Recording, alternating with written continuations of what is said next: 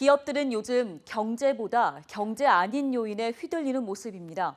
지난주 역시 얼어붙은 한중 관계, 대형 사고와 독성 물질 논란 같은 이슈들이 맑고 흐린 기업을 갈랐습니다. 한 주 주요 기업 사정들, 기업 기상도로 짚어보시죠. 김종수 기자입니다. 한 주 기업 뉴스 리뷰 주간 기업 기상도입니다. 8월 하순인데 비가 장마철보다 더합니다. 악재천지인 요새 업계 사정 같다는 생각이 들지 않을 수 없죠.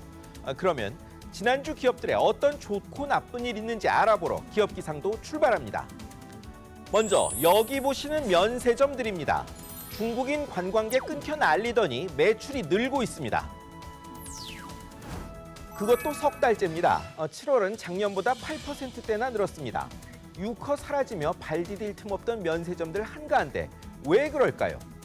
한국 와서 쇼핑할 사람 막으니 보따리 상들이 대신 사간 겁니다. 중국 보따리 상들이 한국 면세점 살린 셈입니다. 좋은 소비재는 전쟁 중에도 암시장에서 팔립니다. 보따리 상까지 막아봐야 살 사람은 사기 때문입니다. 중국 정부는 시장 경제를 좀 더 배워야 할 것 같습니다. 다음 금호아시아나 그룹입니다. 중국에 넘어갈 것 같던 그룹 재건의 핵심 금호타이어 되살 기회가 생길 전망입니다. 그 원인은 역설적으로 금호타이어의 나쁜 실적입니다. 영업이익이 15% 넘게 줄면 매수계약 해지권이 중국 더블스타에 생기는데 조건이 충족되자 대신 매수가를 16% 깎자고 나왔습니다. 문제는 이렇게 되면 박삼구 금호 회장의 우선 매수권도 부활한다는 겁니다. 결정은 채권단 몫입니다. 다만 중국 회사의 상표권 비용도 도전해줘야 할 형편에 간마저 깎으면 이 거래 해야 하는지 논란은 불가피하고 기회는 금호에 돌아갈 수 있습니다. 이제 흐린 기업입니다. STX 조선해양입니다. 위험한 작업하던 노동자 4명이 폭발 사고로 숨지는 참극이 벌어졌습니다. 운반선 내 12m 깊이 탱크에서 도장 작업 중 벌어진 일이었습니다. 수사 결과 불편한 진실이 쏟아졌습니다. 모두 외주 직원이다. 안전장비가 엉망이었다.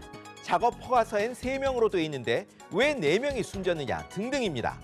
다단계 외주의 위험 떠넘기는 우리 산업의 현실입니다. 결국 밑바닥 노동자는 안전장비조차 제대로 없이 일해야 하는 고질적 문제가 여전합니다. 김영주 장관님, 이 문제는 일자리 확대만큼이나 중요한 일입니다. 지난주 큰일 겪은 곳 중 여기를 뺄 수 없죠.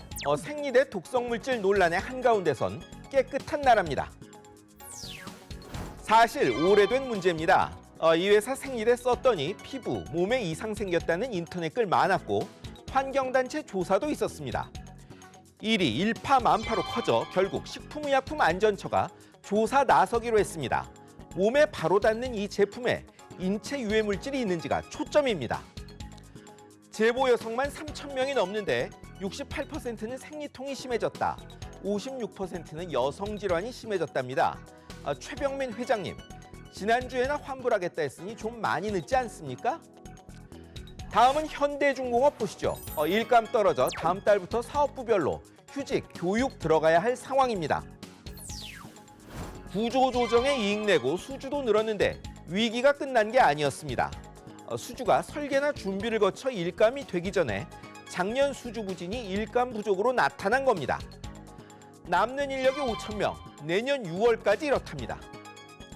다른 조선사들도 이미 휴직 들어갔거나 준비 중입니다. 불황에 중국의 덤핑이 겹쳐 나타난 2년가량의 수주 기근이 이렇게 무섭습니다. 이번엔 SK 하이닉스입니다. 컨소시엄 이론으로 들어가 다 된 줄 알았던 일본 도시바 메모리 인수에 이상 징후가 보입니다. 다들 SK 하이닉스가 포함된 한미일 컨소시엄이 도시바를 인수하는 것으로 알고 있었습니다. 그런데 도시바가 갑자기 우선 협상자를 제휴선인 미국 웨스턴 디지털 쪽 컨소시엄으로 바꿔버렸고 키를 준 일본 정책금융기관들마저 이쪽 컨소시엄으로 기울 조짐입니다. SK 하이닉스로선 기가 막힐 노릇이죠. 그런데 쓰러져가는 도시바, 신뢰성마저 동네 구멍가게만도 못하니 인수하는 쪽에 승자의 저주가 오지 않을까 걱정됩니다. 공항에는 외국 여행 가는 사람 넘치고 분기마다 해외 카드 사용액은 사상 최대인데 가계소득은 7분기째 마이너스란 부조화 현상이 벌어지고 있습니다. 6분기째 악화한 분배가 그 원인인데 이 양극화가 기업들 발목을 잡지 않을까 걱정됩니다. 지금까지 주간 기업 기상도였습니다. 당국이 연말까지 금융업 진입 규제를 전반적으로 손보기로 결정했습니다. 바로 금융산업의 경쟁력과 활력을 높이기 위해서라는데요.